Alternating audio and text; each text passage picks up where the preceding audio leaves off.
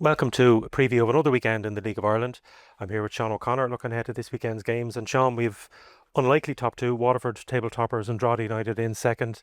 Both of them worked pretty hard to get there. They didn't expect to be there after this round of games, but they're there on merit. I know who would have thought that Waterford and Drogheda would be up the top end of the table after just 4 games. I know you would have heard from Kevin Doherty a little while ago about he wasn't happy about some pre-season predictions, but they've both had really solid starts. I know you saw Drogheda on Monday night. I saw them first game of the season against Pats, really organised, really well drilled, and have that threat going forward as well. I know Darren Markey, Shane Farrell are such key players for them, and Waterford as well. They can be a kind of Dublin centric view, and you have and Derry and your top four, your top five, and probably no one would have really tipped Keith Long's men to be up that end of the table after just 4 games. But it's been a really solid start for both of them. Tough games this weekend for Drogheda, a real test of where they are away to Shelbourne.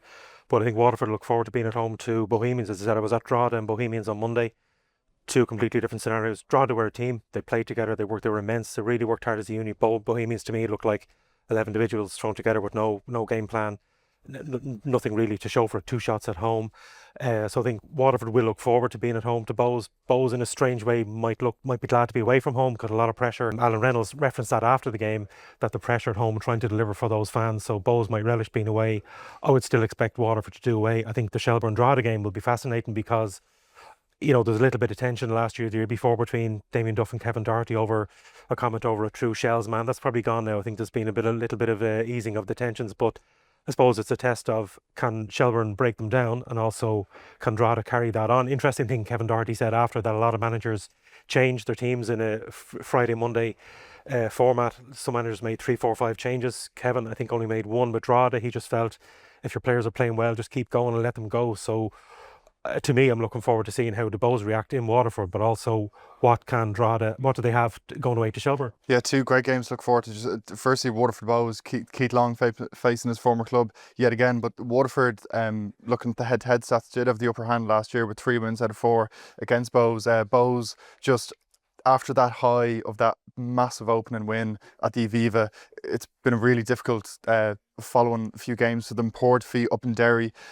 tough night on Monday. I know you were there as well. There was big boos at some at half time and a lot at full time. But Waterford be full of confidence going into this one. And Padraig Hammond on the score sheet the other night yet again. What a crucial player he's going to be. But Shelbourne Drogheda as well. Shelbourne, really good start. 2 of the only 3 remaining sides who remain unbeaten after 4 games. But I've been really impressed with Drogheda so far. Not many people would have tipped them at the start of the season to be where they are now. But every player knows their jobs. Really well drilled, well organised, and Damien Duff's men will have to unlock the key and find a way to break them down. We also have a Dublin derby this week, Shamrock Rovers and St Pat's, and it might be strange that we're coming into that as a meanwhile, because like a lot of the Dublin media are accused of being focused on particularly on Shelbourne and Stephen Bradley. So we're coming to that now. But I think, looking at the table again, who would have thought that after 4 games, Shamrock Rovers had missed one because of the cancellation, but that Waterford will be top, Shamrock Rovers will be bottom. I don't think Shamrock Rovers are too worried. I think they do feel that they're traditionally slow starters. They've many seasons when they won those leagues back to back, they started slowly.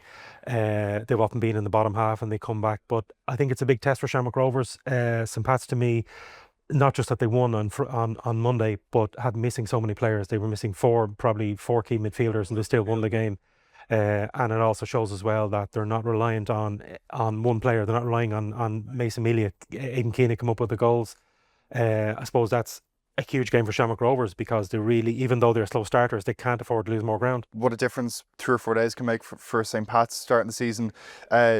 Pretty disappointing. I know that they had the opening 2 poor results, but the difference 4 days can make 2 wins out of 2. I was there last Friday. I don't think I've ever seen a game like it. 4-3, 7 goals, missed penalty, red card, and Stephen Kenny after the match kind of, he said they weren't celebrating in there. It wasn't. They almost threw it away 2 or 3 times. That they weren't celebrating. But the main thing is they got over the line. They needed that first win of the season. Kenny admitted that, and backing it up with a strong performance at home against Derry, winning 2-0 on Monday night. I know Aidan Keane scoring 2 penalties and Carl Winchester getting sent off. But that's a great chance for Pats to make it 3 wins in a row, and looking last season, Pats had the upper hand as well. 3 wins and a draw out of 4 against Rovers, and I was there at Tella last September. 3-0 winners. Jake Moraney, Zach Elbusetti, absolutely brilliant that day, and they're crucial players as well this season. But just for Rovers, yeah, there will be a little bit of pressure. Obviously, they would have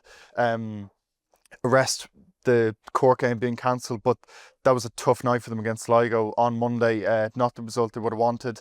Sligo fully deserving of the victory. Yeah, so you mentioned Sligo. So again, that had, dreadful start, made a couple of changes, and were rewarded, I suppose, with that win against Shamrock Rovers. They're away to Cork. Probably challenge for John Russell with the squad. That's a lot of young players there still getting to the league, getting used to the league, how they're going to cope in Cork. I suppose two teams will have a sense of grievance. Cork, with the way the game went against them last week, and Derry City, who feel hard done by with their game away to St. Pat's. So Derry at home to Galway, probably not a game that Derry want, because Galway are so hard to break down. And Cork, I suppose, looking to bounce back when they play at home to Sligo Rovers. Yeah, and obviously Tim Clancy making the headlines Monday night after his unhappiness with the referee, and he'll be on the serving a suspension now for Friday night. And as you said, Derry, yeah, probably not the game they would have wanted. They had a good win at home to Bows, but there will be pressure on that home crowd, and Tiernan Lynch unhappy with the refereeing decisions on Monday as well. So there will be a bit of pressure. It's been a really poor start for Derry, like 3 defeats in 4. A lot of recruitment in the winter, a lot of experienced players coming in, maybe a little bit of gelling yet. That will come in time, but there is a little bit of pressure just to get that win and get the pressure off their backs a little bit. So that's a look ahead to this weekend's action in the League of Ireland. You can of course have the usual updates, reports, analysis and quotes across the Irish Independent